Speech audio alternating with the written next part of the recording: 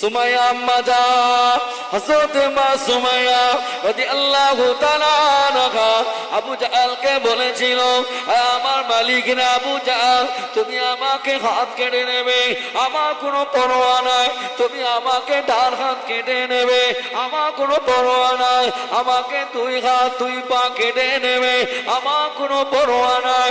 এই আবু জাহল, তোকে একটা কথা বলি, আজকে এই দিনে তুমি শুনে নাও, আমি তোমাকে একটা কথা বলি, আমার দুনিয়ায় বাপ নাই, আমার দুনিয়ায় মা নাই, আমার দুনিয়ায় কেউ নাই, তুমি যদি আমার তোমার বাড়ি থেকে তুমি যদি আমার তাড়িয়ে দাও, আমার কোনো পরোয়া নাই, আমি আল্লাহ আল্লাহ রাসূলকে ছাড়বো না।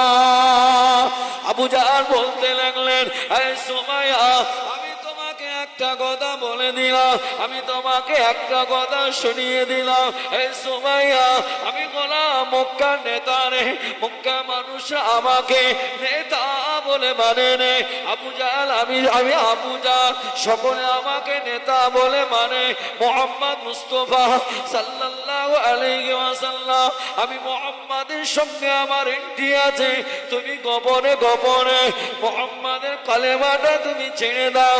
সুমাইয়া, আমি তোমাকে কথা দিলাম, বাড়ি চাইলে বাড়ি দেব, গাড়ি চাইলে গাড়ি দেব, সুন্দরী পুরুষের সঙ্গে বিবাহ বানাবো, মক্কার সুন্দরী ঘরে বিয়ে দেব।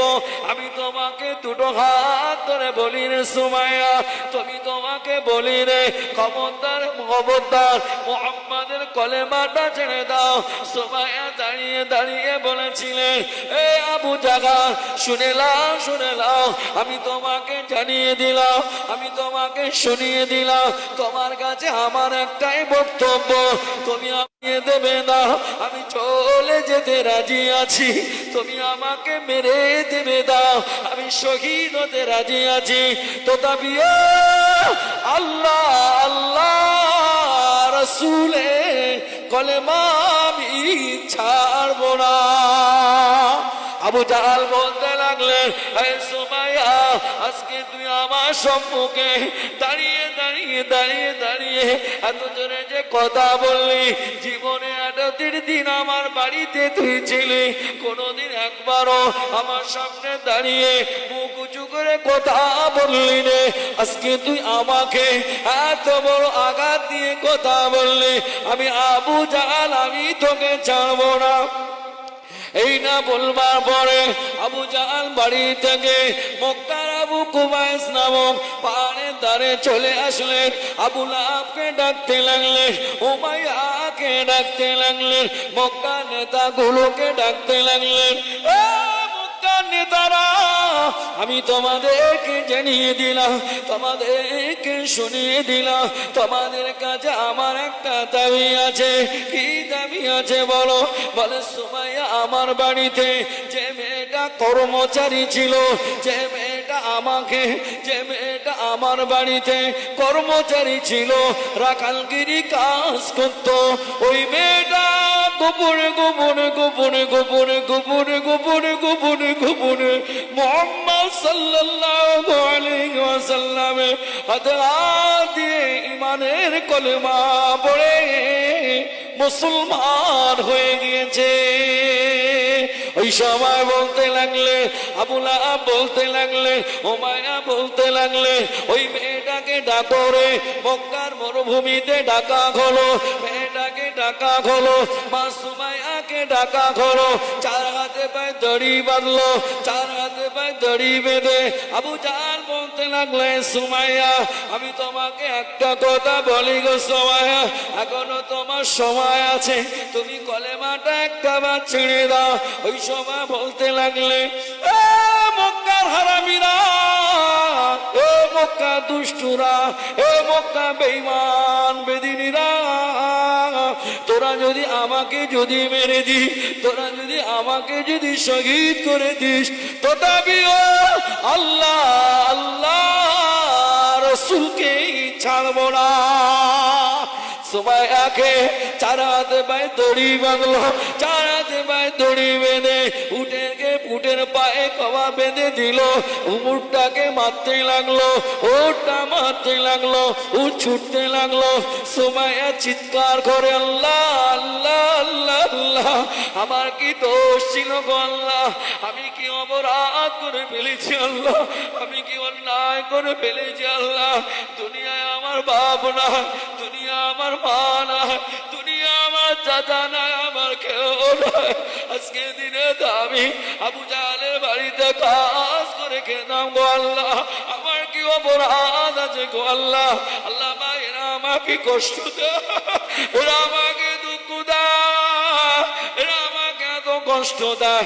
আল্লাহ পাক যত কষ্ট হোক না কেন আল্লাহ আমি ছাড়বো না, আল্লাহ আমি ছাড়বো না, আল্লাহ আমি ছাড়বো না। বাবা সুমাইয়া রাদিয়াল্লাহু তাআলা আনহা পিঠেতে বাবা পিচ রাস্তার মতো গোশ খসিয়ে খসিয়ে যে যা গোশ খসিয়ে খসিয়ে রাস্তায় বাবা রক্তাক্ত হয়ে গেল। বাবা আবু জাহেল আবার ছুটতে লাগলো, উটটাকে দাঁড় করিয়ে দিল। উটটাকে দাঁড় করিয়ে দেওয়ার পরে আবু জাহেল চলে গেল, সুমাইয়ার কাছে চলে গেল। সুমাইয়াকে বলতে লাগলে এখনো তোর শরীরে জান আছে, চিকিৎসা করলে বেঁচে যাবি। বাবা সুন্দর করে চিকিৎসা দিলে তুই বেঁচে যাবি। চল্লারে আমার বাড়িতে চ, তবে তোর কাছে আমার দাবি রে সুমাইয়া, তুই একটা বার আমার কানে কানে বললা রে সুমাইয়া, আমি মুহাম্মাদের কলেমাটা ছেড়ে নিয়েছি, আমি মুহাম্মাদের কলেমাটা আর পড়বো না।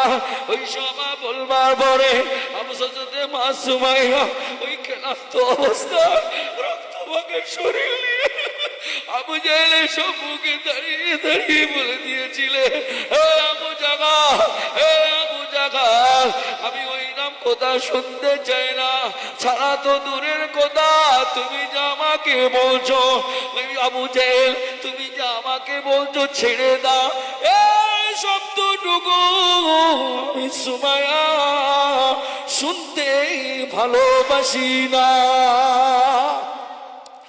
আরো জোরে বলুন সুমা, আরো জোরে বলুন সুমা।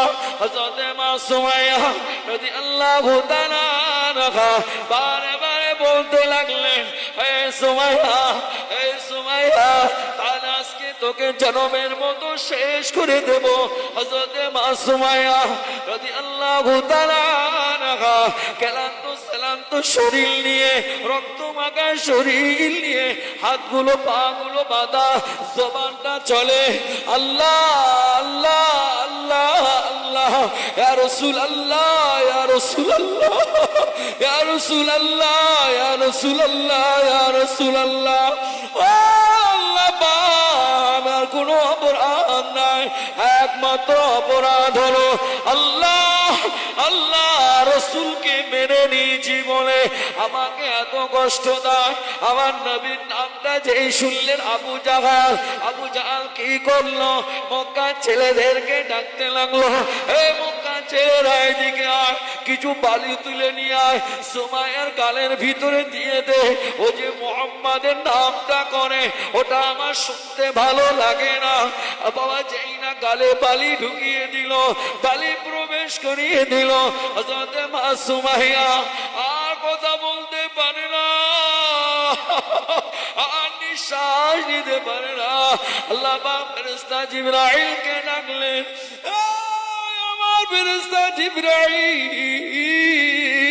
চলে যা, চলে যা, আমার সুমাইয়া আর বেশিক্ষণ বেঁচে থাকবে না, ইন্তেকালের আগে একটা বার আমার সুমাইয়ার সামনে আমার 8টি জান্নাতের নকশা দেখিয়ে দাও। নারে তাকবীর।